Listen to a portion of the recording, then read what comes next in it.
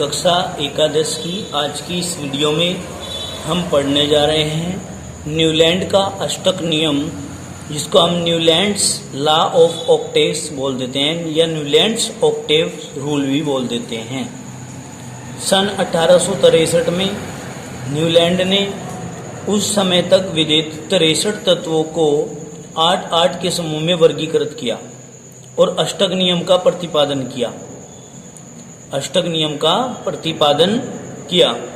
इस नियम के अनुसार क्या था कि यदि तत्वों को उनके बढ़ते हुए परमाणु द्रव्यमान के क्रम में रखा जाए, कहेंगे यदि तत्वों को उनके बढ़ते हुए परमाणु द्रव्यमान के क्रम में रखा जाए तो प्रत्येक तत्व अपने 8वें तत्व के समान गुणधर्मों वाला होगा।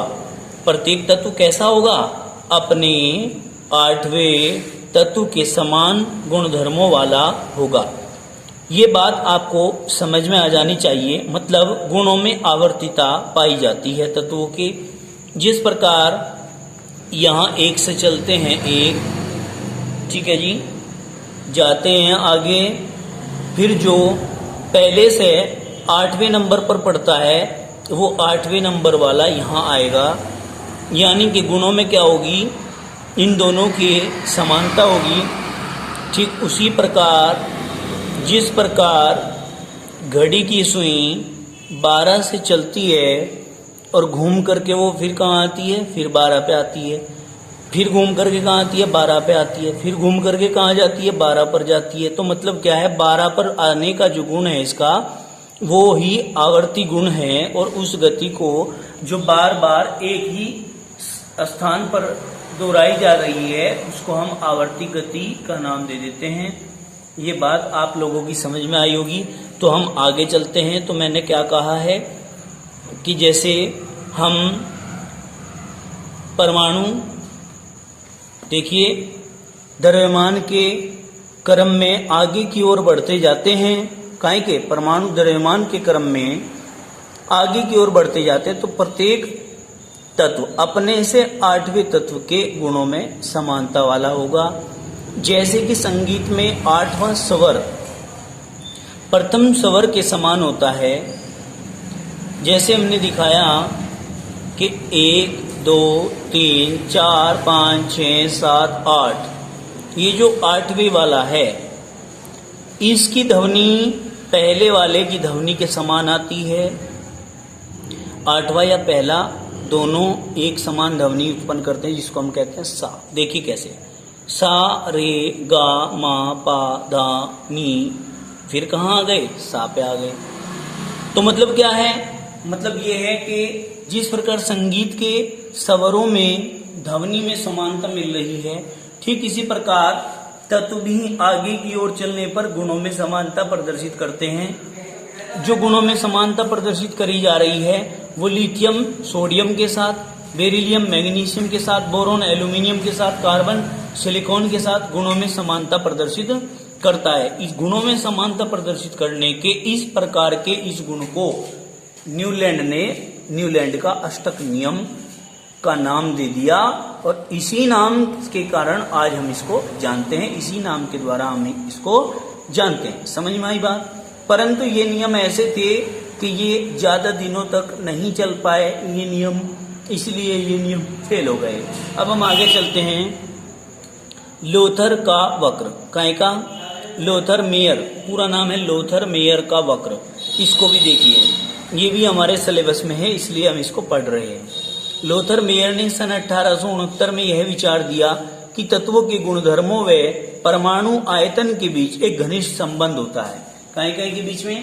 तत्वों के गुणधर्मों के बीच में और परमाणु आयतन के बीच में एक घनिष्ठ संबंध पाया जाता है। कैसा? देखिए, उन्होंने कहा कि तत्वों के परमाणु द्रव्यमान और आयतनों के मध्य एक ग्राफ खींचकर बताया कि समान गुणधर्मों वाले तत्व इस वक्र पर समान स्थितियों पर आते हैं। मतलब जो हमारा लिथियम है वो टॉप पर आ रहा है, वक्र ऐसे बनाया जाता है, ठीक है जी। तो जो टॉप पर आ रहे हैं वे सारे जो हैं, इन्होंने कह दिया कि लिथियम, पोटेशियम, सोडियम ये सारे टॉप पर हैं। तो इन्होंने वक्र खींचा और वक्र खींचकर बताया कि समान गुण धर्म वाले तत्व इस वक्र में समान स्थिति पर आएंगे। मतलब इस प्रकार परमाणु द्रव्यमानों की वृद्धि के साथ परमाणु आयतनों में भी नियमित समानता अर्थात आवर्तिता पाई जाती है। क्या पाई जाती है? नियमित समानता और आवर्तिता पाई जाती है। इस वक्र की विशेषताएं निम्न प्रकार हैं। क्या है इस वक्र की विशेषताएं? निम्न प्रकार। देखिए कैसे। प्रबल विद्युत धनी तत्व वक्र के शिखरों पर स्थित होते हैं। कहां पर? प्रबल विद्युत धनी तत्व वक्र के शिखरों पर स्थित होते हैं। शिखर मतलब टॉप पर। ये यहाँ पर जो भी आएंगे वो प्रबल विद्युत धनी तत्व आएंगे। ठीक है। दूसरा कहा विद्युत ऋणी तत्व वक्र के चढ़ते हुए भाग में आते हैं। मतलब या चढ़ता हुआ भाग ये इस टाइप से। तो आप वक्र को एक बार ध्यान से देख लेना और उसमें आपको ये बातें समझ में आ जाएंगी कि जो विद्युत ऋणी तत्व हैं वो वक्र के चढ़ते हुए भाग में आते हैं। आठवें समूह के तत्व वक्र के निचले भाग में स्थित हैं। यानी कि निचला भाग तो यही है इसका। आठवें समूह के तत्व इस जगह स्थित है, नीचे की साइड में स्थित है। तो इस प्रकार से जो है ये वक्र की स्थिति आप लोगों को समझाई गई है। अब आप इसके वक्र को एक बार पढ़ लेंगे, देख लेंगे, समझ लेंगे, जैसे कि हमने आपको एक्सप्लेन किया है। इसी आधार पर उसको समझना है। ठीक है जी। अब हम इसी कड़ी में आगे की ओर बढ़ते हैं और इसमें पढ़ते हैं मेंडलीव का वर्गीकरण। मेंडलीव ने वर्गीकरण किया तो कैसे किया, जिसको हम मेंडलीव्स क्लासिफिकेशन बोलते हैं। कक्षा एकादश के विद्यार्थी इसको जरा ध्यानपूर्वक देखेंगे। हमने कहा रूसी वैज्ञानिक मेंडलीव था, उसने उस समय तक ज्ञात 63 तत्वों को आवर्त सारणी में सिचुएटेड कर दिया, व्यवस्थित कर दिया और प्रसिद्ध नियम दिया। क्या दिया? प्रसिद्ध नियम दिया। कौन सा नियम दिया? प्रसिद्ध मेंडलीव का नियम दिया। क्या जी? मेंडलीव का नियम। क्या कहा उसने? उसने कहा कि तत्वों के भौतिक और रासायनिक गुण उनके परमाणु द्रव्यमानों के आवर्ती फलन होते हैं।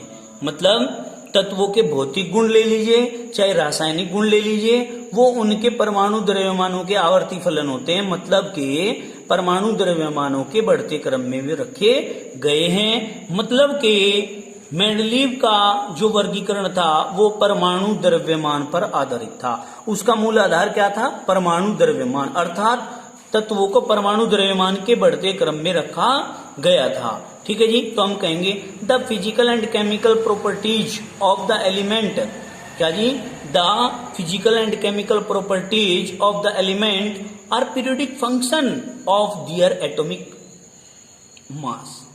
ऑफ दियर एटॉमिक मास मतलब जो उनके पीरियोडिक फंक्शन होते हैं केमिकल और फिजिकल प्रॉपर्टीज के, किसी भी तत्व के जो क्या होते हैं पीरियोडिक फंक्शन होते हैं, वो उनके एटॉमिक मास के बराबर होते हैं। समझ में आ गई बात? अब देखिए मेंडलीव की मूल आवर्त सारणी।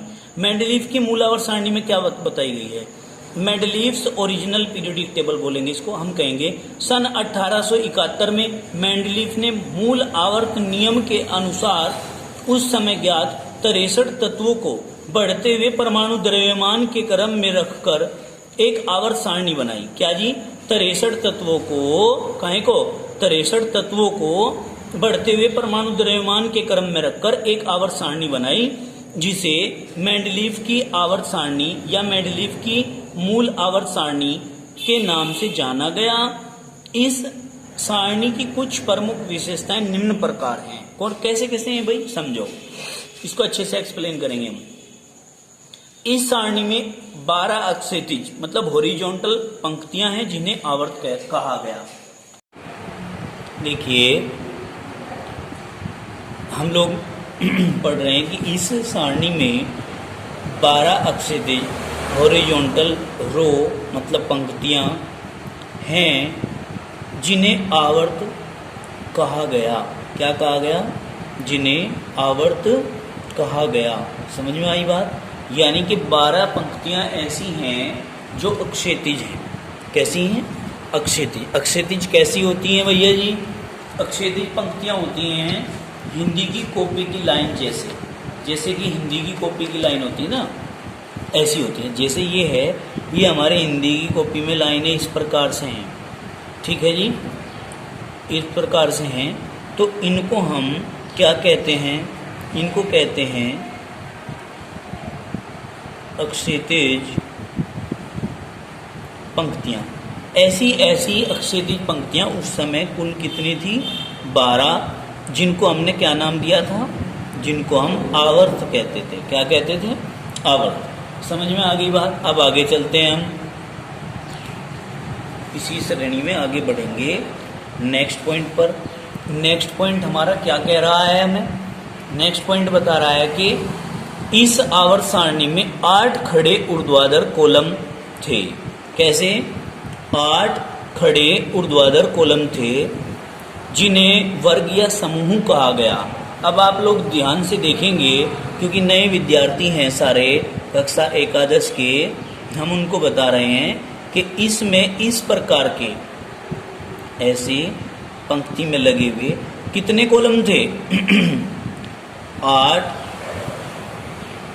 खड़े कॉलम, 8 खड़े कॉलम थे इसमें, और इनका नाम हमने रख दिया। 8 खड़े कॉलम जो थे इनका नाम हमने रख दिया क्या? इनको हम क्या कहते हैं? इनको हम वर्ग या समूह कहते हैं। क्या कहते हैं? वर्ग या समूह, जिन्हें हमने वर्ग या समूह कहा। ठीक है जी। इसको अंग्रेजी में कहते हैं, अक्षैतिज पंक्तियों को अंग्रेजी में कहते हैं हॉरिजॉन्टल लाइन, और इनको हम कहते हैं vertical line. Vertical line. Clear हो गई बात? अब देखिए आगे तत्वों को समूह, इसमें हम कह रहे हैं कि तत्वों को क्रमबद्ध करते हुए यह विशेष रूप से ध्यान रखा गया। जब हमने इनको क्रम से रखा, क्रम से इनको लगाया, तो इस चीज का ध्यान रखा गया विशेष रूप से कि समान रासायनिक गुण वाले तत्व एक ही समूह में रहें। क्या? रासायनिक गुणों में जो तत्व समानता रखते हैं में सारे के सारे एक ही समूह में आने चाहिए। मतलब जो एक परिवार बना दिया ये, इसके अंदर सभी के सभी में तत्व आने चाहिए जिनके रासायनिक गुणों में समानता हो। ठीक है जी, समानता हो, ऐसे होने चाहिए। ये सारे के सारे जो केमिकल प्रॉपर्टीज सेम टाइप की रखते हैं वो इसमें रख देने हैं। किसके क्रम में रखेंगे?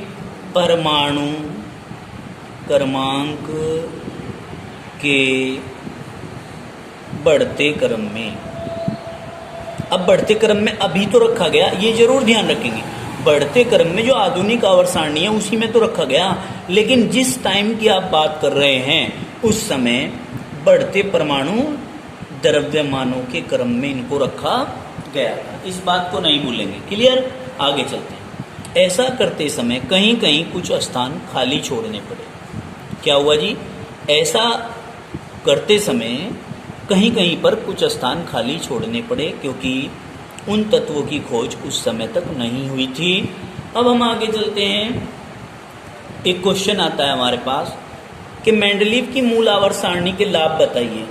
तो मेंडलीव की मूल आवर्त सारणी के लाभ क्या हैं? तत्वों के गुणों के अध्ययन में सुविधा हो गई। सबसे पहला लाभ तो यही मिला कि तत्वों के गुणों के अध्ययन में सुविधा हो गई। हम कहेंगे मेंडलीव की मूल आवर्त सारणी से तत्वों के भौतिक तथा रासायनिक गुणों का अध्ययन सरल हो गया। क्या जी? भौतिक तथा रासायनिक गुणों का अध्ययन क्या हो गया? सरल हो गया, क्योंकि समान गुणों वाले तत्वों को एक ही समूह में रखा गया था। कहाँ रखा गया था? एक ही समूह में रखा गया था। अतः किसी समूह के किसी एक तत्व के गुणों के अध्ययन से उस समूह के अन्य तत्वों के गुणों का पर्याप्त सीमा तक ज्ञान हो जाता था। यह सारणी तत्वों में परस्पर संबंध तथा विभेद स्थापित करने में भी सहायता प्रदान करती है। क्या जी? परस्पर संबंध और विभेद स्थापित करने में भी क्या करती है ये? बताओ भाई। परस्पर संबंध और विभेद स्थापित करने में भी ये क्या करती है? सहायता प्रदान करती है। तो देखिए इसने इस सारणी के अंदर क्या कहा कि भाई तत्वों के गुणों के अध्ययन में सुविधा हो गई, अध्ययन करना सरल हो गया। क्यों हो गया? क्योंकि समान गुण वाले तत्वों को एक ही स्थान पर रखा गया था, एक ही परिवार में रखा गया था, तो एक तत्व का पता करने से हमें अधिकांशतः सभी तत्वों के गुणों का ज्ञान स्वतः ही हो जाता था। इससे किससे? मेंडलीव की मूलावर्त सारणी से। चलिए खैर अब आगे बढ़ते हैं। दूसरी बात क्या हुई कि सही परमाणु ज्ञात करने में सहायता मिल गई। भाई सही परमाणु क्रमांक लिखेंगे आप, क्या जी? क्रमांक। सही परमाणु क्रमांक ज्ञात करने में भी सहायता हो गई। देखिए कैसे। सन 1869 ईस्वी से पहले बेरिलियम Be का परमाणु द्रव्यमान 13.5 माना जाता था। कितना माना जाता था? 13.5। लेकिन क्या हुआ? बेरियम के गुण मेंडलीव की मूल आवर्त सारणी के द्वितीय समूह के तत्वों के गुणों के समान हैं। अतः मेंडलीव की मूल आवर्त सारणी में बेरिलियम द्वितीय समूह में होना चाहिए। बेरिलियम कहाँ होना चाहिए? द्वितीय समूह में होना चाहिए। इस दिशा में या इस कंडीशन में बेरिलियम का परमाणु द्रव्यमान लिथियम के परमाणु द्रव्यमान 7 तथा बोरोन के परमाणु द्रव्यमान 11 के बीच में आना चाहिए। भाई लिथियम के और बोरोन के बीच में आना चाहिए बेरिलियम का परमाणु द्रव्यमान, ठीक है जी, क्योंकि इसका 7 है और इसका 9 है, वो 11 है, ठीक है नहीं। और जब द्वितीय समूह में आप रख रहे हैं तो 7 के और 11 के बीच में आना चाहिए, लेकिन है कितना? 13.5। तो यहाँ गड़बड़ हो रही थी। तो इससे मेंडलीव ने यह निष्कर्ष निकाला कि बेरिलियम का परमाणु द्रव्यमान 13.5 नहीं है, 9.4 है। कितना है? 13.5 न होकर 9.4 होता है। ये निष्कर्ष निकाला।